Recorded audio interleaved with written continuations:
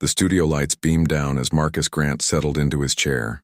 He had been here before, on panels, debates, interviews. But this time was different. This wasn't just another discussion. He knew what was coming.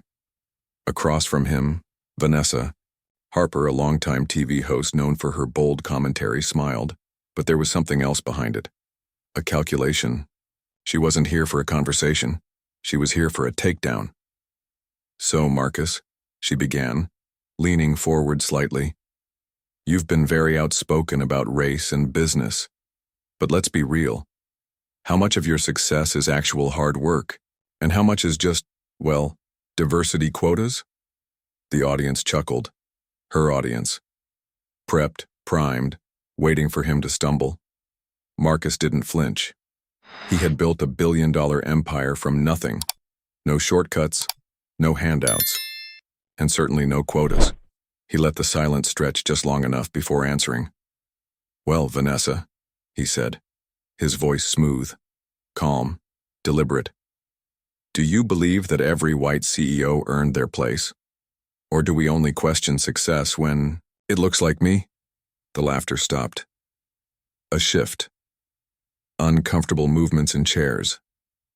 Even Vanessa blinked, caught off guard. She recovered quickly, forcing a smile. "Oh, come on now, Marcus. You have to admit, companies are under a lot of pressure to look a certain way. It's only natural people wonder how much of your rise was encouraged." Marcus leaned back. He had seen this play before. The nudge, the wink, the plausible deniability of racism wrapped in polite words. He didn't take the bait. Instead, he nodded slowly. "You're absolutely right," he said. "Companies are under pressure, but not the kind you think." He turned to the audience. "You know what's funny?" he continued. "No one questions the boardrooms filled with the same kind of people for decades. No one asks if their success was encouraged. No one wonders if they belong. But the second someone like me sits at the table, suddenly it's a mystery how I got there." Vanessa's smile tightened. "Oh, Marcus," she said with a small laugh, shaking her head. "You can't deny that race plays a role in today's hiring practices." He nodded again. "It does, but not in the way you're implying." He met her gaze unshaken. "Because for every black executive you see, there are 100 just as qualified who never got the chance. That's the real story." The audience was no longer chuckling. Marcus wasn't just responding. He was dismantling. Vanessa, sensing her control slipping, went for the knockout. "But surely, you have to admit there's a victim mentality here. At what point do we stop blaming racism and start focusing on personal responsibility?" Marcus smiled. Not a forced TV smile. A real one, because now she had made the mistake. "I love that phrase," he said, shaking his head. "Personal responsibility. It's funny how it only comes up when someone like me succeeds." A pause. "I don't remember you telling the wall. Street bankers who crashed the economy to take personal responsibility. I don't remember you saying it to the companies bailed out by taxpayer money. But when a black man builds something for himself, suddenly it's the only thing that matters." Vanessa opened her mouth, but Marcus wasn't done. "You want to talk about responsibility?" He gestured around him. "I took it. I built my business. I employ thousands. I mentor young entrepreneurs so they don't have to ask permission to succeed." He tilted his head slightly. "So tell me, Vanessa, since we're talking about responsibility, what exactly do you do?" The silence was deafening. Vanessa stared at him, lips parted, searching for a response. There wasn't one. The producers scrambled to cut to commercial, but it was too late. The internet had already decided. Within minutes, clips flooded Twitter, Instagram, YouTube. Marcus Grant just ended Vanessa Harper on live TV. This wasn't an interview, this was an execution. Legendary, absolutely legendary. Some were furious. Others were ecstatic. Fox News ran with, "Marcus Grant plays the race card again." CNN called it a necessary conversation on bias in business. But none of it mattered, because the internet had already chosen its winner. And for Vanessa Harper, it was over. The backlash was immediate. Vanessa Harper's name trended for all the wrong reasons. Memes flooded social media. Reaction videos dissected every second of her unraveling. She tried to trap him and walked right into her own setup. She underestimated Marcus Grant. Big mistake. Her network went into damage control, releasing a statement claiming the interview had been misinterpreted and that Vanessa had simply been playing devil's advocate. But nobody was buying it. The damage was done. Then the real fallout began. 3 major sponsors pulled their ads from Vanessa's show within 24 hours. A leaked internal email revealed executives were furious, blaming her for poor judgment and alienating key demographics. Whispers of contract renegotiations surfaced. "She's become a liability," one insider revealed anonymously. Meanwhile, Marcus Grant? He wasn't just trending. He was ascendant. His company's stock saw a sudden spike as investors recognized what the media had tried to bury. This was a man who thrived under pressure. Requests for interviews poured in from business outlets to late-night shows. But Marcus? He stayed silent because he knew what they wanted, a victory lap, a chance to keep the controversy alive. But he didn't need to gloat. The truth had already done its job. Vanessa, on the other hand, couldn't stay quiet. Desperate to control the narrative, she took to Instagram, posting a lengthy statement about how real conversations require uncomfortable truths and claiming that the backlash proved her point. Big mistake. Her comment section was a war zone. "This isn't about truth. This is about you getting embarrassed. Ma'am, just take the L and move on." The final blow came when a network insider leaked unedited footage of the interview. It revealed something damning. The pauses, the awkward silences. They had been edited to make Marcus look more defensive than he actually was.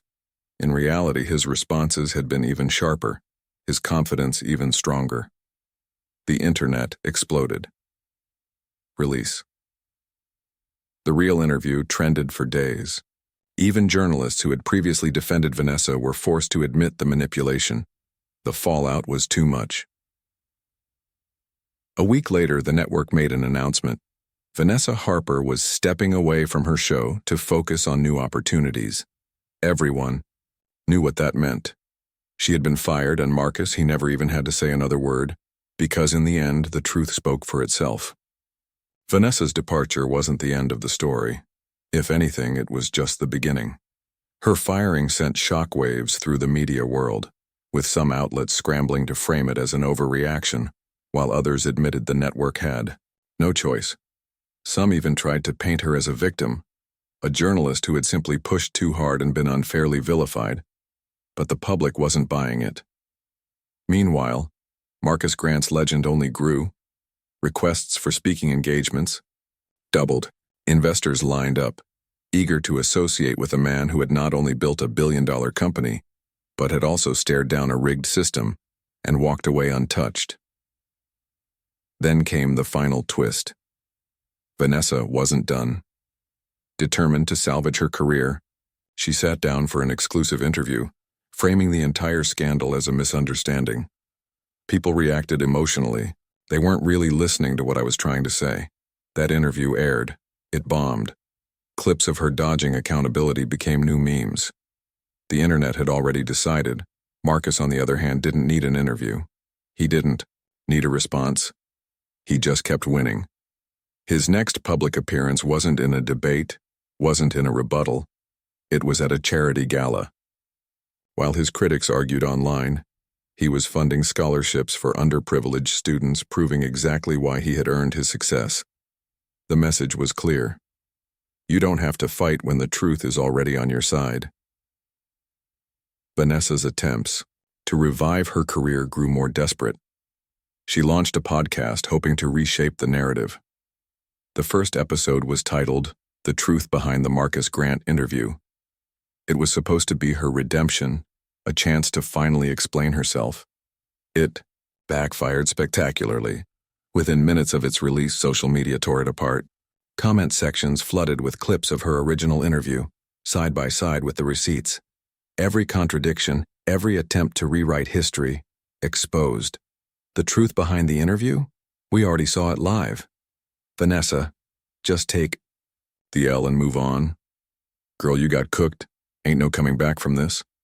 Her podcast never made it past episode 3. Meanwhile, Marcus Grant was thriving. His company's stock hit an all-time high. Business schools started using his interview as a case study on composure under pressure. He wasn't just a CEO anymore. He was a movement. Then came the ultimate irony. The same network that had hosted Vanessa's failed ambush reached out to Marcus with an offer. They wanted to give him his own show. The man they tried to destroy was now the most in-demand voice in the country. Marcus turned them down. Instead, he announced something bigger, the Grant Foundation, a multi-million-dollar initiative to fund minority-owned startups, help young entrepreneurs, and support underserved communities. And while Vanessa faded into irrelevance, Marcus was out there building something real. His final word on the controversy came not through an interview, not through a statement, but through action, and the world took notice. Vanessa disappeared from the public eye. Her career, once built on controversy and cutting remarks, had self-destructed in real time. The network that once backed her now acted as if she had never existed. Months passed, and her name only lived on in memes, a cautionary tale of what happens when arrogance meets accountability. Meanwhile, Marcus Grant's influence only grew. His foundation had already helped launch dozens of new businesses, and his name had become synonymous with leadership, resilience, and integrity. Then came the final twist. 1 year after the infamous interview, a former producer from Vanessa's show came forward in a tell-all interview. The truth was even worse than people had imagined. The producer admitted that the segment had been planned specifically to make Marcus look bad. The talking points, the interruptions, even the audience, reactions, all orchestrated. We were told to push him, corner him. We wanted a meltdown. Instead, we got a moment that changed everything. The revelation shocked the country. Marcus responded exactly as expected, with class. I don't hold grudges. I hold doors open. For those who want to walk through my only question is, what are you building? The clip went viral. It was more than just a response, it was a lesson. Marcus Grant had turned an attempted takedown into a legacy. And as for Vanessa, her name became a footnote in his success story. Vanessa's fall from grace was absolute. The once prominent TV host, who thrived on pushing boundaries and stirring controversy, had become radioactive. No network would touch her. No brand would associate with her. The industry she once ruled had moved on, leaving her behind. Attempts at a comeback failed spectacularly. She tried launching a podcast, but every comment section was flooded with reminders of her downfall. She tried rebranding herself as an independent journalist, but no one trusted her. The internet never forgets. Meanwhile, Marcus Grant continued to rise. His businesses thrived, his foundation expanded, and his message resonated far beyond that viral moment. He wasn't just a businessman anymore. He was a symbol of resilience, dignity, and the power of grace under fire. Months after the interview, a major university invited him to give a keynote speech on leadership. As he stepped onto the stage, the crowd erupted in applause. Thousands of students, business leaders, and aspiring entrepreneurs hung on to every word. The world will always test you, he said. Some people will try to control your story, but the truth has a way of shining through. If you stay focused on your mission, no one can tear you down. His words didn't just inspire that room, they echoed across America, and in the end, the very moment meant to destroy him had become the foundation of his legacy. As Marcus Grant walked off that stage, the applause didn't just follow him, it chased him. Social media erupted again, but this time, it wasn't a battle. It was a celebration. People of all backgrounds, from CEOs to students, from factory workers to athletes, were sharing clips of his speech with captions like, "This is leadership." A masterclass in grace and strength. They tried to break him. Instead, they made him unstoppable.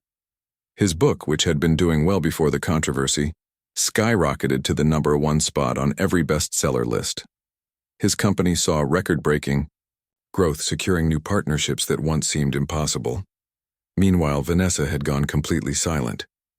Her last social media post, An attempt to paint herself as the real victim had backfired so badly that she deleted it within hours.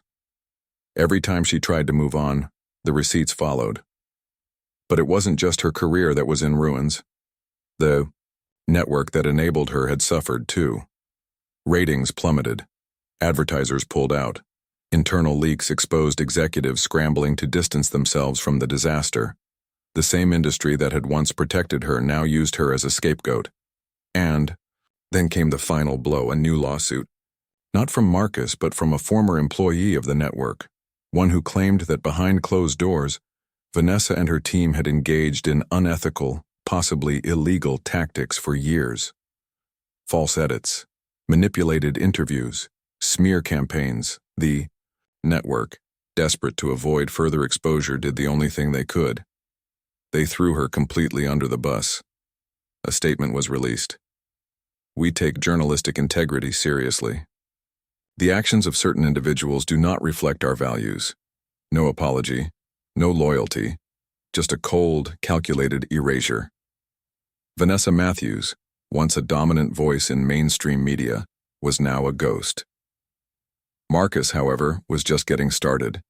Months later, he sat down for another interview, this time with a respected journalist who actually wanted to hear his perspective, not twist it. When asked about the viral moment, he just smiled. People focus so much on tearing others down. But me? I don't have time for that. I've got a legacy to build. And with that, America didn't just remember Marcus Grant. They celebrated him. Marcus Grant's rise didn't stop at viral fame. The world had seen his strength, and now they wanted more.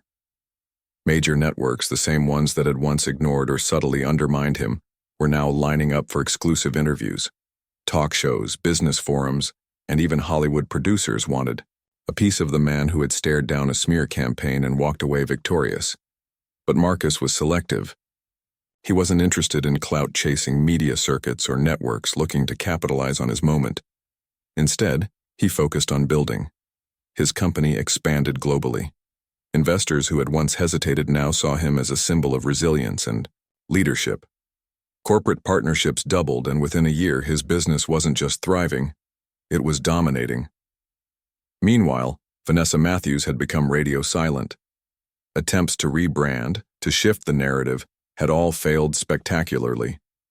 Every time she tried to step back into the spotlight, people flooded her comments with clips of Marcus's legendary response. She wasn't just canceled, she was irrelevant. But Marcus wasn't celebrating her downfall. He had moved on. His focus? Empowerment. He launched a mentorship initiative investing in young Black entrepreneurs, ensuring the next generation wouldn't have to fight the same battles he did. His foundation began funding scholarships, providing resources and breaking down real barriers, not the ones TV pundits argued about for ratings. And then came the ultimate moment, an invitation from the White House, a private meeting with top leaders, discussing real policies, real solutions. He wasn't there as a token guest. He was there as a powerful, respected voice. As he walked through those historic halls, the same media that had tried to tear him down was now forced to acknowledge the truth. Marcus Grant wasn't a victim. He was a force of nature.